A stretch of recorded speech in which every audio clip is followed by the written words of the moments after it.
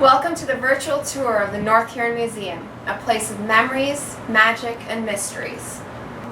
Come join us as we explore some of the many chapters of Wingham's history. Welcome to our medical room. A lot of the stuff in this room that you see, the quarantine posters, the vials, the tools, came from the Wingham Hospital, which was established in 1938. One of the items that came from the Wingham Hospital is this X-ray machine. It's from about 1945, and it would have been used up until about 1980. As you can see, it's a portable X-ray machine because of the wheels, so they would have been able to move it around the hospital or might have been able to take it with them to another location if they had to. We have records that show that they might have taken it to a schoolhouse and done several x-rays all at once. And that the control panel, they would use the dials to adjust the voltage and to increase the clarity or decrease it.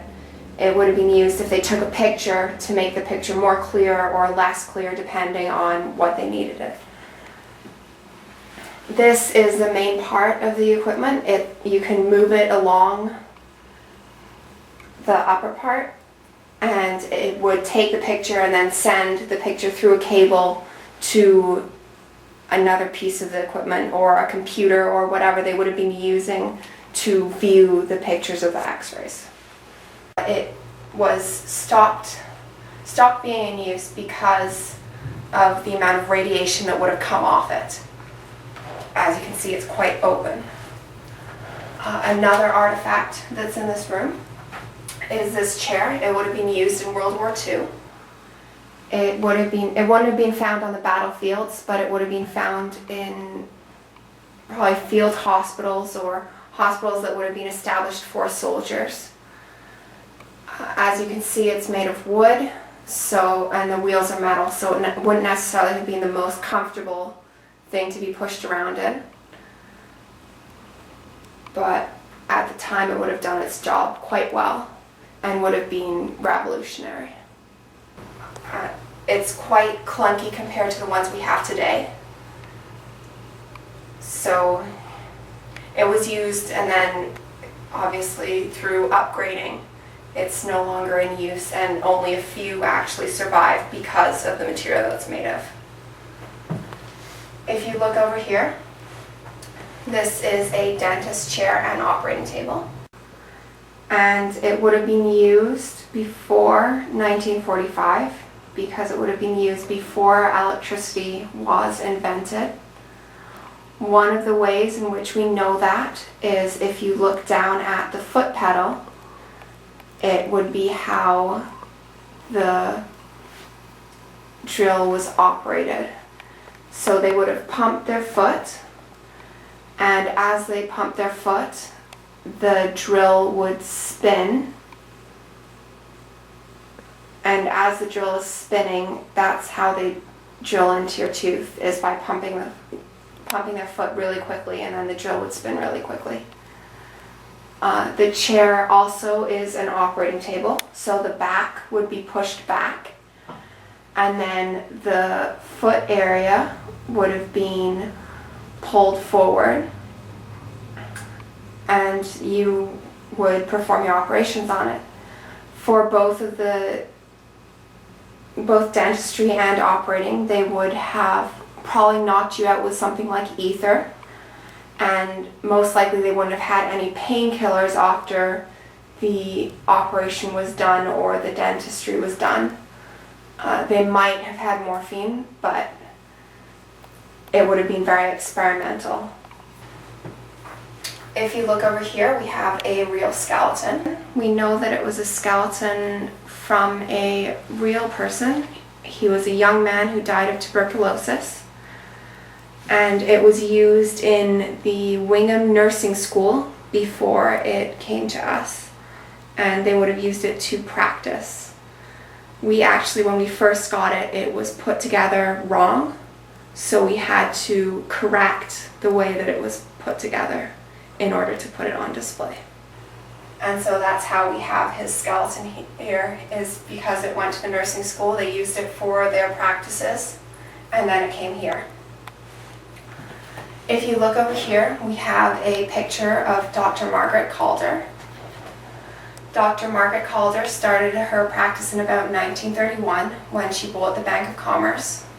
The time that she was a doctor it was very uncommon for women to be doctors, so she might have been considered a revolutionary in her field, making it open to women that they could also become doctors. One of the breakthroughs in that field was that she was practicing and she shouldn't have. And finally, I'd like to tell you a story about this room. This artifact right here is from World War I. It was worn by a young woman called Alice Crowder. She became part of the Voluntary Nurses Association, which served in World War I. We think that she was 22 in this picture, even though they say that she's 23, because she actually lied on her form in order to get into the Voluntary Nurses Service. We believe that one of the reasons that Alice Crowder lied about her age in order to join the Voluntary Nurses Service was because her brother had already gone, and she wanted to go and be of a help somehow there.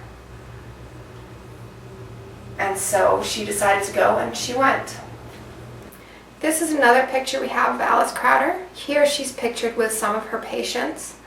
And one of the things that the patients used to do is to thank the nurses. They used to pull buttons and patches off their uniforms and give them to the nurse. So we actually have a box that's full of items that the soldiers would have given to Alice Crowder.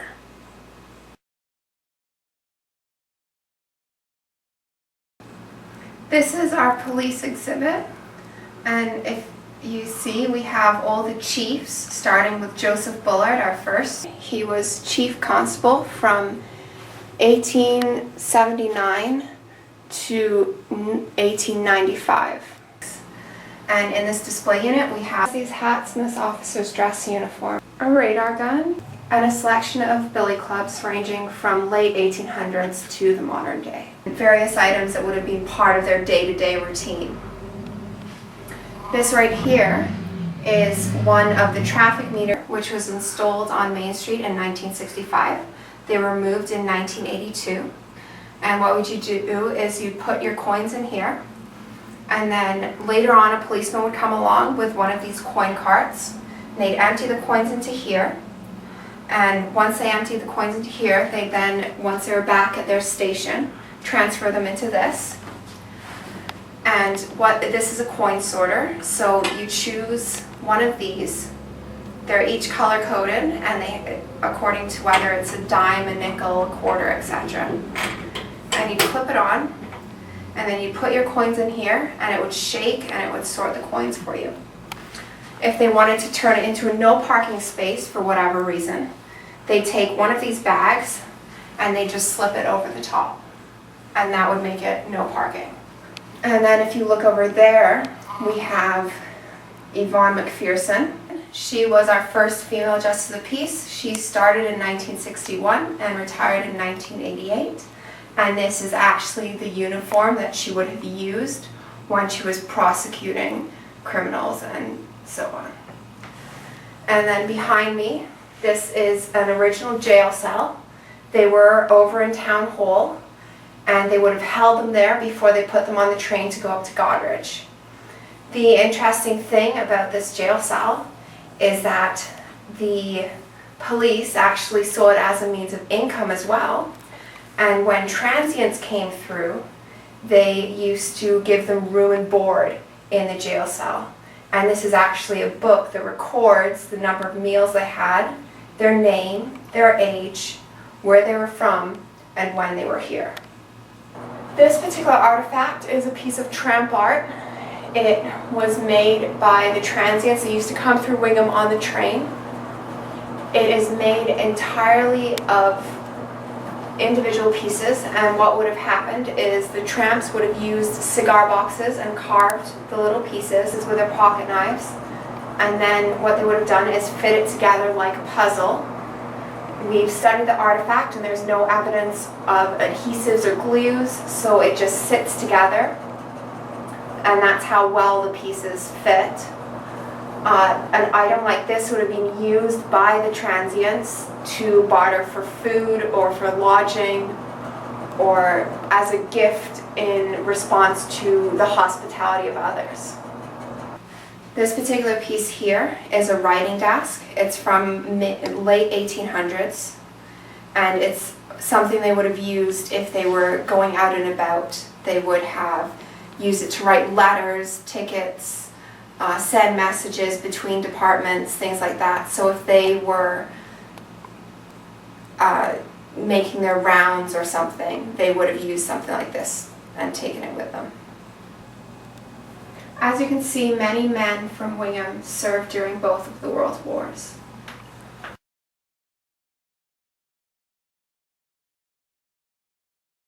These medals were won by Wingham soldiers who served in the 161st Battalion. Two of the uniforms common during both World War I and then World War II are the gray coat and the officer's uniform.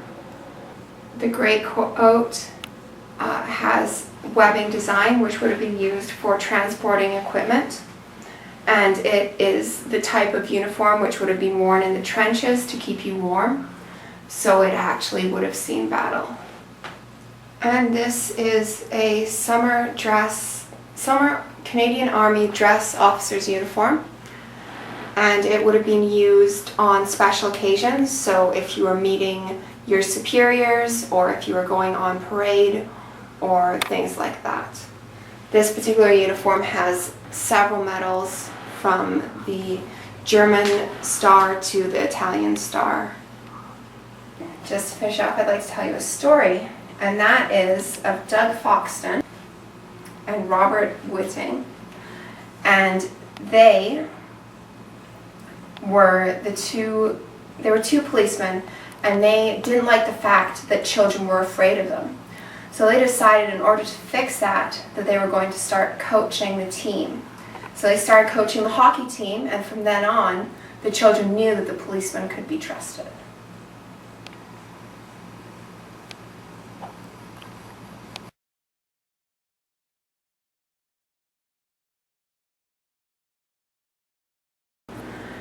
All of these typewriters were donated to us by the William Advance Times, from the first one they ever used all the way up to the most recent one that they used. And if you look, the ink blots were what was used to do images and typing before the typewriter was invented.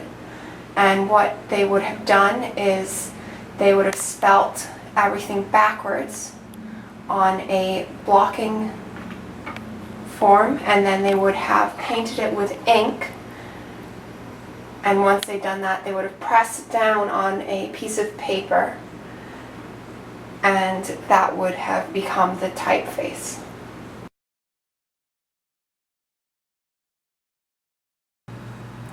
This particular gentleman right here is Doc Cruikshank. He is the founder of CKNX.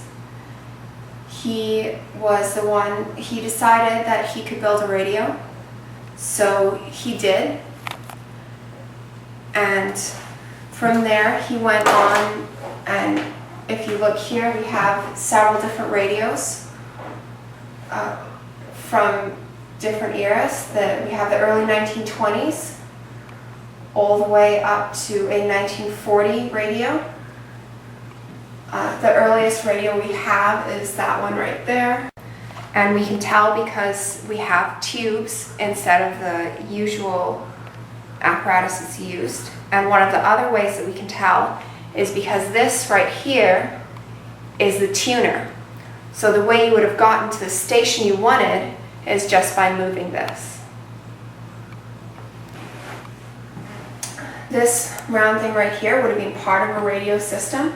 It's actually a speaker, so the sound would have traveled into it and vibrated out through the cardboard material.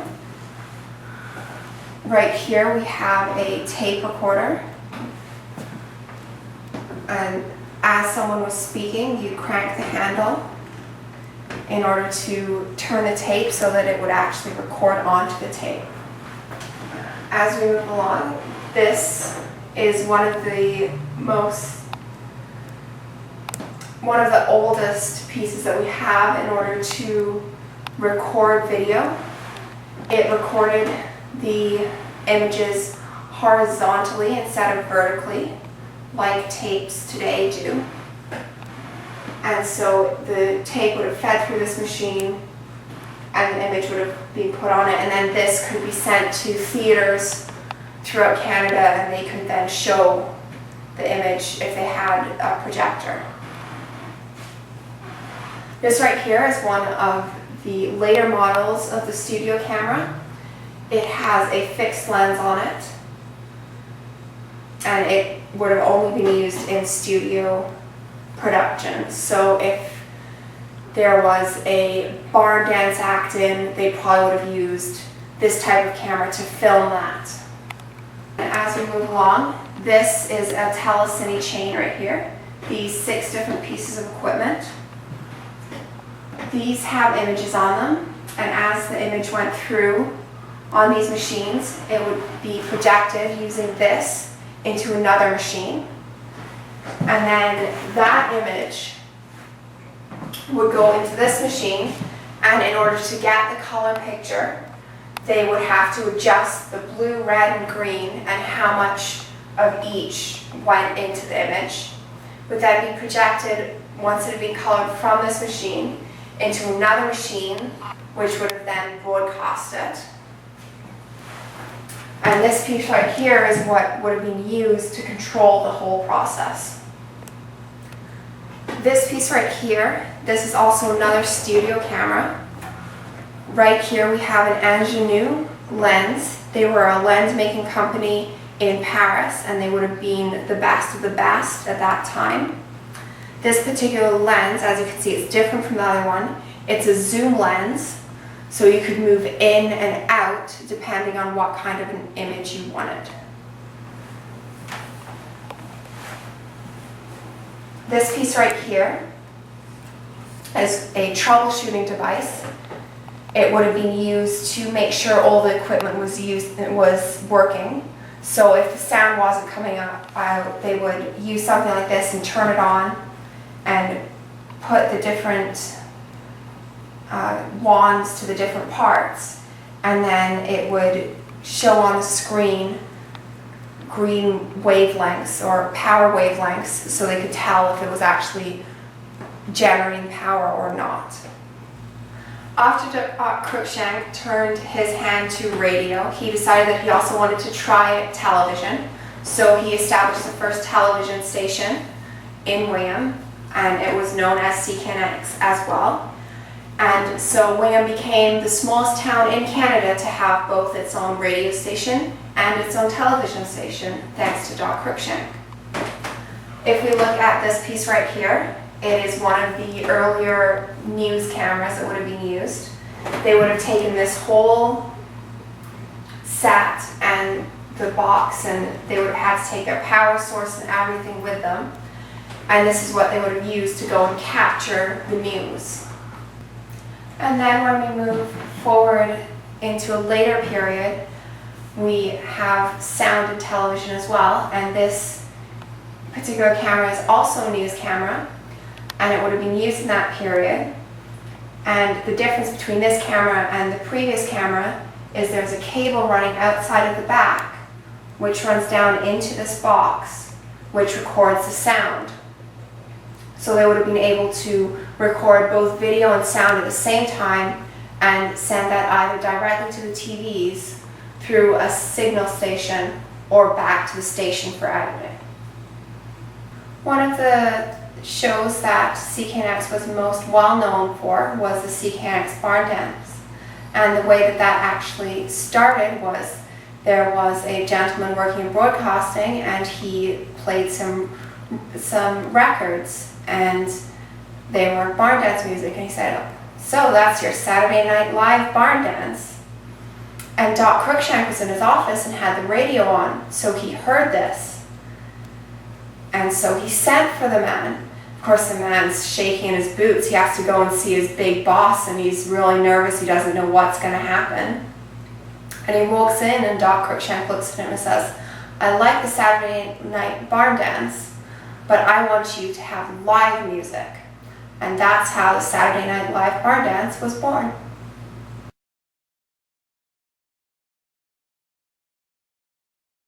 As you can see, this hallway showcases some of the early sports teams that Wingham had. This is our industrial gallery. It highlights some of the industries that were in Wingham